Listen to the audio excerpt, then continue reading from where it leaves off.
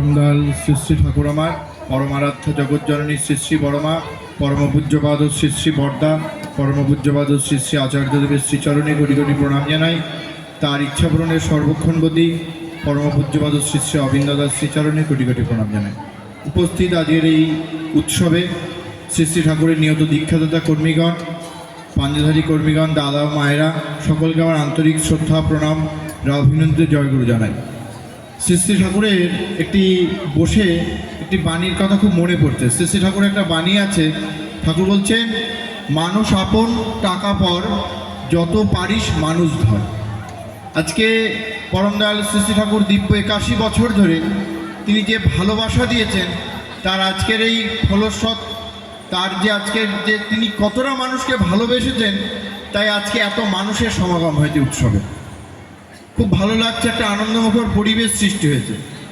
শ্রী শ্রী ঠাকুরের কথা বলা তো, তিনি তো অনন্ত অসীম, তার কথা অনন্ত অসীম, অল্প ক্ষণে অল্প বোধে বলা খুব দুষ্কর। শ্রী শ্রী ঠাকুর বলছেন, ধর্ম মানে তিনি বলছেন বেঁচে থাকা আর বেড়ে ওঠা। যা করলে আমার জীবনের বেঁচে থাকাটা সার্থক হয়, সেটাই ধর্ম। আর শ্রী শ্রী ঠাকুর বলছেন, ধর্ম মূর্ত হয় আদর্শে। আদর্শ মানে যিনি আমার জীবনের গুরু, যাকে অনুসরণ করে চললে আমাদের প্রত্যেকটি জীবনের বিপর্যয় কেটে যায়, আমরা মহামঙ্গলের অধিকারী হয়ে উঠতে পারি। সেই প্রেরিত পুরুষ পরমদয়াল শ্রী শ্রী ঠাকুরকে বহু জন্মের সাধনার ফলে তাকে গুরুরূপে পেয়েছি। আর তিনি প্রতি যুগে এসেছেন, কিন্তু এই যুগে তিনি এক্সট্রা একটা আমাদেরকে দিয়ে গেছেন, সেটা হচ্ছে আচার্য পরম্পরা। সে আচার্যদেব তিনি যখন যেটা বলেন সেইটা প্রতিপালন করাটাই হচ্ছে শিষ্যের কাজ। আমরা সত্যানুসরণে বলে থাকি, শ্রী শ্রী ঠাকুর বলছেন, স্কুলে গেলেই তাকে ছাত্র বলে না, আর মন্ত্র নিলেই তাকে শিষ্য বলে না।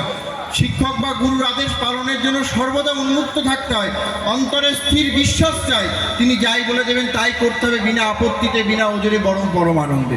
সেই তিনি এখন আমাদেরকে বলছেন ডিপি ওয়ার্কসের কথা। ডিপি ওয়ার্কস হয়তো শব্দটা আমাদের কাছে মনে হচ্ছে একটা নতুনত্ব কিছু। ডিপি ওয়ার্কস নতুনত্ব বিষয় না। ডিপি ওয়ার্কস মানে হচ্ছে একটা মানুষের সাথে একটা মানুষের সুসম্পর্ক তৈরি করা।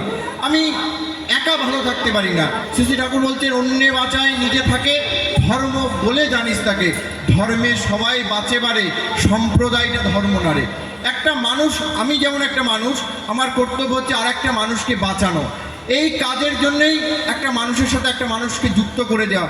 একটা মানুষ ভালো থাকতে পারে যদি প্রিয় পরমদয়াল শ্রী শ্রী ঠাকুরকে তার সাথে যুক্ত করে দিতে পারি।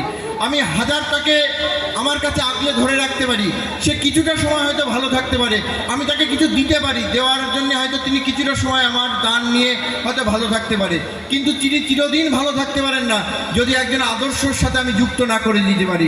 সেই আদর্শ হচ্ছেন পরম প্রেমময় শ্রী শ্রী ঠাকুর।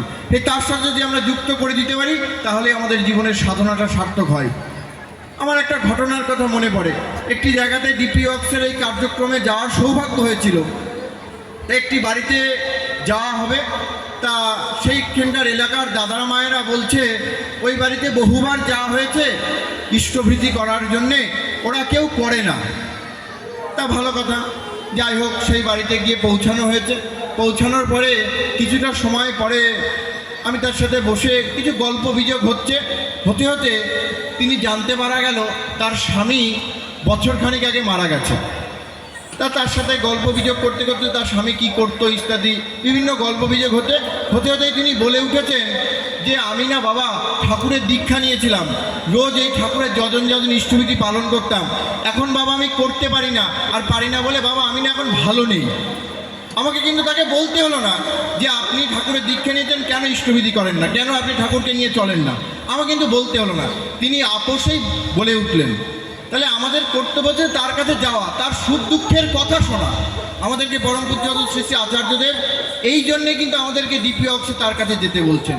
ডিপি ওয়ার্কস মানে আমি গেলাম একটা পোশাক পরিচ্ছদ করে গেলাম, বা যুবক ছেলেরাই যাবে, ঋত্বিক দাদারাই যাবে, এটা কিন্তু নয়। ডিপি ওয়ার্কসটা প্রত্যেকের জন্য। আমরা প্রত্যেকের কাছে যাব, তারা আনন্দে আছে কি সুখে দুঃখে কি আছে তার খবরাখবর নেব, তারপরে তার সাথে ভাব পরিস্থিতি বোঝে তার সাথে ঠাকুরের এই কথাটা চালিয়ে দেবো। আর সেই তাকে পেতে গেলে চাই কিন্তু সাধনা। শ্রী শ্রী ঠাকুরকে পেতে গেলেও চাই সাধনা। সাধনা ছাড়া কিন্তু তাকে পাওয়া যায় না। সেই তাকে পাওয়ার যে সাধনা, এখন আপনারা জানেন পরম পূজ্য শ্রী শ্রী আচার্যদেব তিনি উড়িষ্যা পরিক্রমা করেছেন, এরপরে তিনি আরও অন্যান্য জায়গায় তার পরিক্রমা আছে, কখনো তিনি আমাদের এই ওয়েস্ট বেঙ্গলে এই নদিয়াতেও তিনি আসবেন। কিন্তু তাকে পেতে গেলে আমাদের চাই কিন্তু সাধনা। সেই তাকে পাওয়ার কি সাধনা? সে একটা গানের লাইন আছে না, এই তোমায় পাওয়ার সাধনাতে ক্লান্ত হব না। এই তাকে পেতে গেলে আমাদের সাধনা করতে হবে। তার সাধনা কি? তিনি এখন বলছেন 20%, মানে 20% মানুষকে শ্রী শ্রী ঠাকুরের সাথে সঠিকভাবে যুক্ত করতে হবে। আমরা আমাদের পরিবেশে বহু মানুষের দীক্ষা হয়েছে, কিন্তু সেই মানুষগুলোর সাথে আমাদের সুযোগাযোগ নেই বলে সেই মানুষগুলো কিন্তু ঠাকুর থেকে দূরে রয়েছে। আর একটা মানুষ যখন ঠাকুর থেকে দূরে থাকে, তার জীবনের বিপদ মুহূর্ত ছাড়া এছাড়া আর কিছু হয় না। সে সবচেয়ে বিপদের দিনে রয়েছে যখন তার জীবনে একজন আদর্শ নেই, সে আদর্শ থেকে বিমুখ হয়ে রয়েছে। আমরা যখন শ্রী শ্রী ঠাকুরের দীক্ষা গ্রহণ করি, আমাদের ঋত্বিক দেবতা আমাদেরকে যে সংকল্প বাক্য পাঠ করেছিলেন, কি বলেছিলেন? তিনি বলেছিলেন, আজ থেকে আমি আমার ইষ্ট ভ্রাতার আপদে বিপদে যথাসাধ্য অর্থ বাক্য বাস্তব কর্মে সাহায্য করিয়া তাহাদের আপদ মুক্তির জন্য বদ্ধপরিকর হইলাম। আমি সংকল্প করেছিলাম, কিন্তু আজকে আমরা মা মোহের বন্ধনে আমরা সেটা ভুলে গেছি। তাই সেই আচার্যদেব তিনি আমাদেরকে মনে করে দিলেন।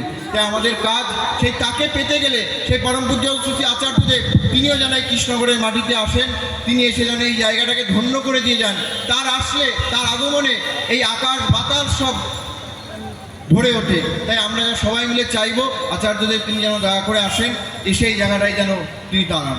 তাই আমাদের কাজ সেই তাকে পেতে গেলে সেই 20% মানুষকে শ্রী শ্রী ঠাকুরের এই নীতিবিধির সাথে সঠিকভাবে যুক্ত করার জন্য আমরা চেষ্টা করব। আপনারা করছেন, আরও একটু করার চেষ্টা করবেন। সবাই দেখবেন ভালো থাকবেন, আনন্দে থাকবেন, সুখে থাকবেন। আপনারা সবাই ভালো থাকবেন। জয় গুরু। এবার